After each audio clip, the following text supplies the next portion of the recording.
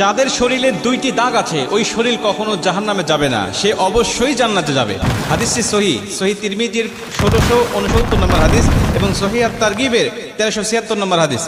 হযরত আবু উমামা রাদিয়াল্লাহু তাআলা আনহু হাদিসটা বর্ণনা করেছেন। রাসূল সাল্লাল্লাহু আলাইহি ওয়াসাল্লাম বলেন, যাদের শরীরে দুইটা দাগ আছে এবং যাদের শরীর থেকে ২ ফোঁটা তরল পদার্থ নির্গত হয় ওই শরীর কখনো জাহান্নামে যাবে না, সে অবশ্যই জান্নাতে যাবে এবং আল্লাহ পাকের কাছে এই শরীরটা সবচেয়ে প্রিয় শরীর। রাসূল সাল্লাল্লাহু আলাইহি ওয়াসাল্লাম বলেন, ১ নম্বর দাগ হলো যে ব্যক্তি জিহাদের ময়দানে আল্লাহকে খুশি করার জন্য, আল্লাহর দ্বীন কায়েম করার জন্য অথবা আল্লাহর সন্তুষ্টির জন্য যে ব্যক্তি বাতিলের মোকাবেলা করতে গিয়ে শত্রু পক্ষের আঘাতে তার শরীরে ছোট্ট একটা দাগও যদি বসে যায়, এই দাগটা কিয়ামতের ময়দানে সুপারিশ করে বা এই দাগটা থাকার কারণে কিয়ামতের ময়দানে আল্লাহ পাক তাকে জান্নাতে দিয়ে দিবে। নবীজি সাল্লাল্লাহু আলাইহি ওয়াসাল্লাম বলেন, ২ নম্বরে ফরজ ইবাদত সমূহের কোন একটি দাগ যদি তার শরীরে দেখা যায়, যেমন নামাজ পড়তে পড়তে সেজদা দিতে দিতে কপালে